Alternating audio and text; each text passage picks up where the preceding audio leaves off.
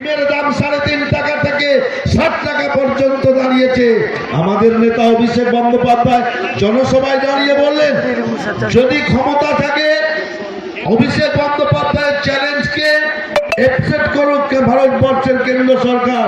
বললেন, ভারতবর্ষের যত মানুষ আছেন সকলকে রান্নার গ্যাসটা ফ্রিতে দিয়ে দিন, আর বাংলায় 42টি আসনে তৃণমূল কংগ্রেস প্রার্থী দেবে না, ভারতীয় জনতা পার্টিকে ওয়াক ওভার দিয়ে দেবে।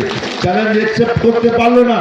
আমাদের নেত্রী মমতা বন্দ্যোপাধ্যায় বললেন, বিপিএল তালিকাভুক্ত যে পরিবারগুলো বাংলায় আছে তাদেরকে বছরে 10টি গ্যাস সিলিন্ডার সরকারি ভর্তুকিতে বাংলার মামাটি মানুষের নেত্রী মমতা বন্দ্যোপাধ্যায় বিনে পয়সায় প্রতি বছর তাদের বাড়ি পর্যন্ত পৌঁছে দেবেন। যেভাবে খাদ্য, যেভাবে শিক্ষা, যেভাবে স্বাস্থ্য বিনা পয়সায় আপনাদের উদ্দেশ্যে পৌঁছে দিন।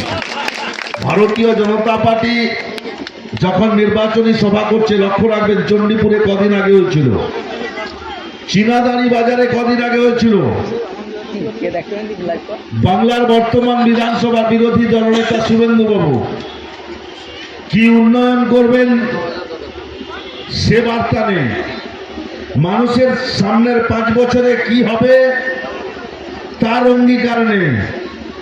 মঞ্চে বক্তব্য কি, উত্তম বাড়ির টাওয়ারের তেল চুরি করছে, সে তেল চোর।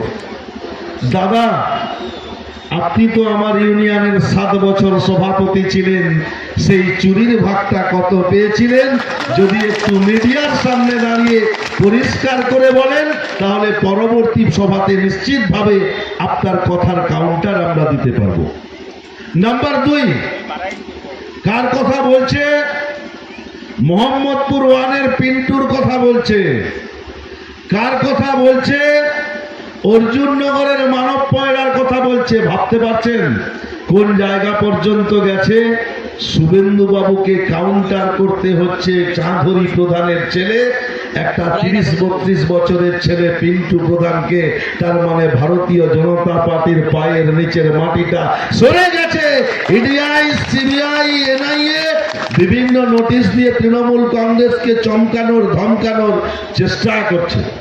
চীনাদানি বাজারে বললেন যে মানব পয়লা আমাদের জেলা পরিষদের পূর্ত পরিবহন কর্মাধ্যক্ষ, হয় মানব বাবুকে আমার কাছে সারেন্ডার করতে হবে, না হলে জেলে ঢুকতে হবে। যেদিনকে চীনাদানি বাজারে বললেন, সেদিনকের সেই জনসভা থেকে তিনি পরিষ্কার করলেন যে সেই এনআইএ শুভেন্দু বাবু ভারতীয় জনতা পার্টির অঙ্গুলি হেলনেই চলছে। আর পরের দিন সুপ্রিম কোর্ট ইন্টারিম বেল দিল মানব পড়ুয়া সহ আমাদের যারা আসামি করেছিলেন এই ভারতীয় জনতা পার্টি। কোথায় গেল বন্ধু? দাদা, 7 মণ তেলও পুড়বে না, রাধাও কোনোদিন নাচবে না। আপনার এই দিবা স্বপ্ন স্বপ্নই থেকে যাবে। ধমকে চমকে তৃণমূল কংগ্রেসকে বশ্যতা স্বীকার করানো যায়নি, যাবে না। 10 বছর ধরে, 2011 সাল থেকে 2020 সাল, 10 বছর ধরে মমতা বন্দ্যোপাধ্যায় মানবিক মুখ্যমন্ত্রী। কাদের চোখ দিয়ে মেদিনীপুর জেলা দেখতেন? অধিকারী বাবুদের চোখ দিয়ে মেদিনীপুর জেলা দেখতেন। আমি 2022 সালের 26শে সেপ্টেম্বর পূর্ব মেদিনীপুর জেলা পরিষদের সভাধিপতি হিসাবে শপথ নেওয়ার পর সে বোর্ডে 6 মাস কাজ করেছি, আর এ বোর্ডে পঞ্চায়েত নির্বাচন হওয়ার 6 মাস পর পর্যন্ত। ভাবতে পারছেন 10 বছর ধরে বাবুরা কি করেছিলেন মেদিনীপুর জেলাতে?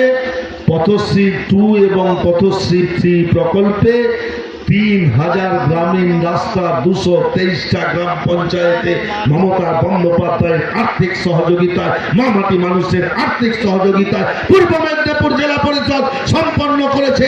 কোথায় কি করেছিল ওই অধিকারী বাবুরা, যাদের উপরে মমতা বন্দ্যোপাধ্যায় ক্ষমতা দিয়ে রেখেছিলেন? একজন বর্ষিয়ান সাংসদ মিডিয়ার